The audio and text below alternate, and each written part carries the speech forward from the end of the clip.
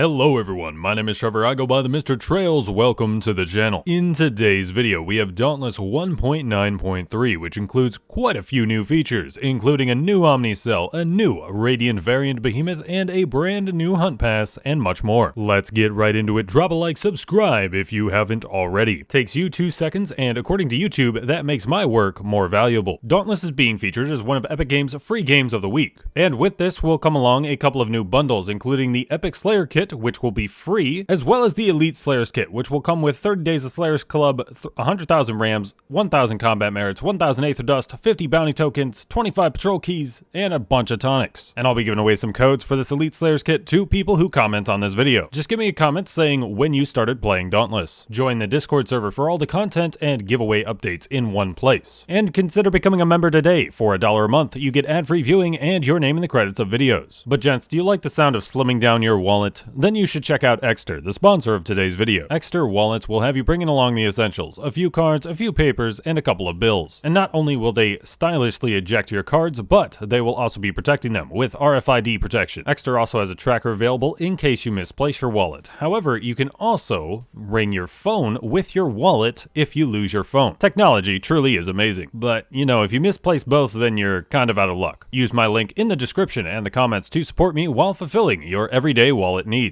Now let's get into the juicy update, and let's start off with everyone's new favorite behemoth, Lightbound Koshai. The Radiant variant of Koshai is here, and it is a master of time itself, just like the Chronivore. It will be the new guaranteed behemoth of the Paradox breaks, and it can also be found on Razorcliff Isle. You can expect to see some of the standard Koshai things, and then you can expect to see some of the standard Radiant behemoth type things, and see those combined into one. The classic Koshai interrupt, but sometimes it's not an interrupt. Instead of throwing thorns at you, it will shoot lasers at you. It will do both the Shadow Touch Koshai double swipe and the regular Koshai double swipe. Its enrage animation will make you think regular Koshai, but it's actually more like Valamir, in that it's a bullet hell. Lightbound Koshai brings some new Radiant tech to the table as well, including Radiant Shield bombs and some much bigger Radiant Skittles, as if they weren't bad enough already. Definitely the embodiment of how a variant behemoth should turn out. Is it perfect? No. The swipe attack it shares with Shadow Touch Koshai will just not care about you if you do dodge it the first time around, but it will hit you if you don't dodge, so I don't know what's up to that. But with its bismuth horns and peacock-like tail, this is definitely one of the most aesthetic behemoths to look at without a doubt. The other huge attraction of this patch is the new OMNICELL. Artificer. Our Radiant drone is back, but it's quite a bit different. Artificer is designed to be a true support style OMNICELL, helping in more ways than one. This is easily the most complicated OMNICELL so far. So let's start with the easy part, the passive ability. The health and shields granted by its abilities is increased by 1 per second for every 150 health the player has when activated. So this is plus 5 per second at 800 HP, plus 7 per second at 1100 HP, and plus 10 per second at 1600 HP. This part seems kind of lacking, so I wouldn't be surprised to see this buffed in the future, but now is the complicated part, the activation ability. Depending on what you're looking at, when activated, it will give one of 4 different abilities. 3 of these abilities use the new Artificer aura in some way. The Artificer aura heals for 10 health per second, or if at full health will give 10 shields per second. The shields cap at 400 and can last for 25 seconds. All abilities have default durations lasting 15 seconds, and the OMNICELL cooldown is 20 seconds. So with OmniSurge 6, this would be 17.4 seconds. Ability number 1. When looking at a downed player, your drone will go and revive that player and give them the Artificer aura. This ability has an additional restriction of only being able to activate once every 90 seconds. Ability number 2. When looking at an alive player, your drone will cleanse status effects and give them the Artificer aura.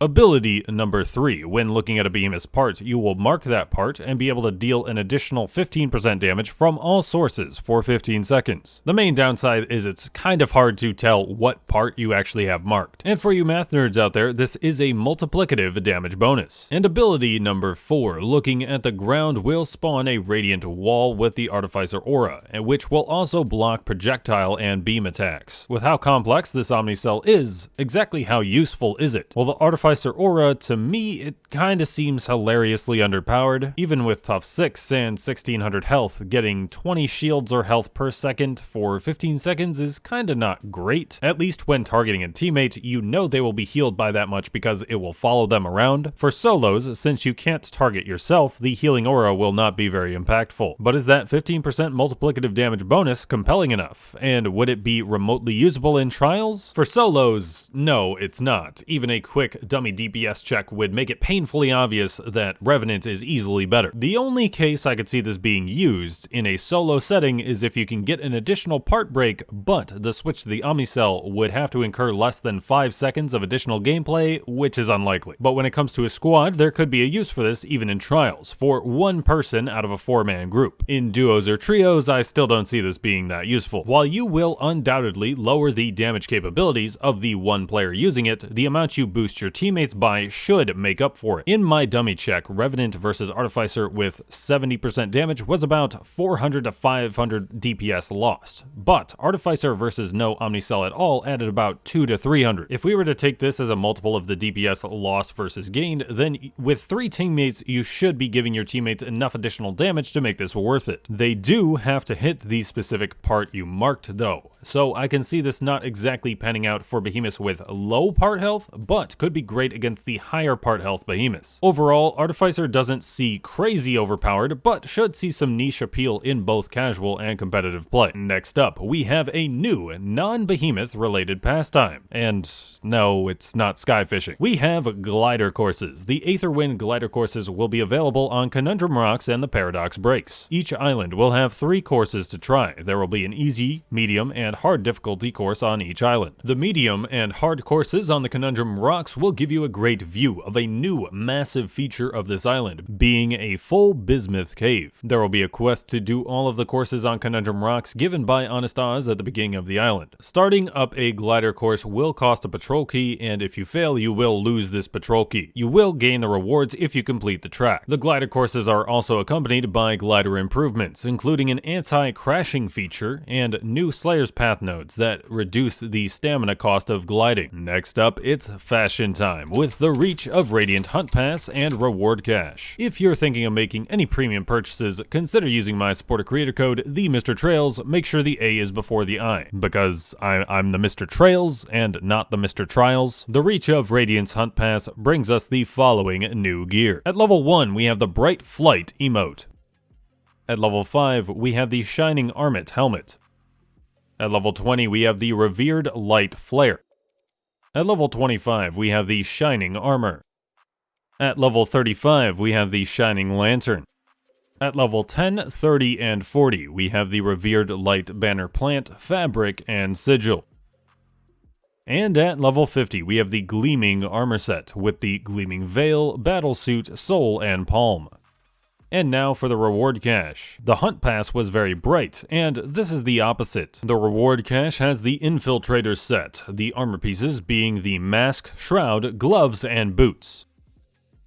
Then the weapons, we have the Infiltrator's Shadow Sword, the Infiltrator's Gloom Axe, the Infiltrator's Gloaming Hammer, the Infiltrator's Shades Chainblades, the Infiltrator's Darkness Warpike, the Infiltrator's Sunsetter's Repeaters, and the Infiltrator's Umbra's Strikers. And coming to the Platinum Store is going to be the Shadow Wings Glider. There will also be a couple of Platinum weapon bundles, one for the Shining Ripper Sword and the Shining Maul Hammer.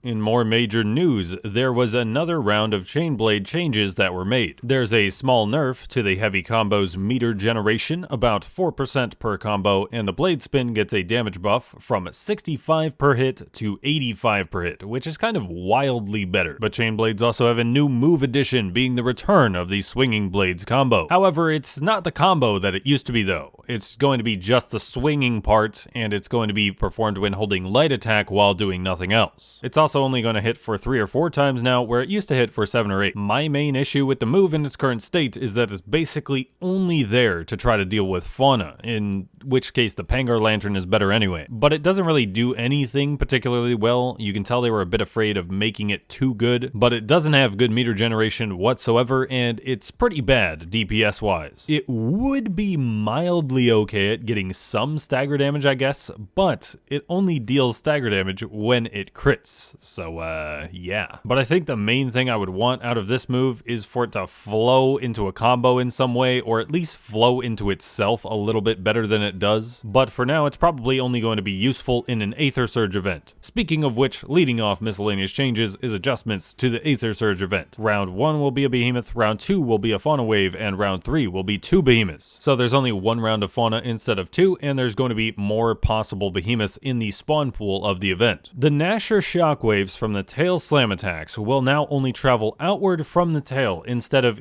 coming directly at you wherever you are. Styxians will now deal more damage to you at the start of their attack, and the spam dodge to escape minigame is officially gone from the game, and the amount of time they stay on you for is reduced. And there were some adjustments to the other Koshais. Shadow Touch Koshai getting more health on the antlers but being easier to target, and a couple of adjustments to all of the swiping moves of the Koshais. And the last sort of notable thing here was there was a particular achievement preventing the Platinum Trophy for the game from being obtainable, which got fixed. But those are all the main changes coming to Dauntless 1.9.3. Thank you guys for watching. Which do you like better, Lightbound Koshai or the new Artificer OMNICELL? I personally am going to have to go with the Koshai. But once again, consider dropping that like for me, subscribing to the channel if you have not done so already, join the Discord server, become a channel member for 99 cents to get your name on this end screen right here. And I've been Trevor, I go by the Mr. Trails, and I will catch you guys next time.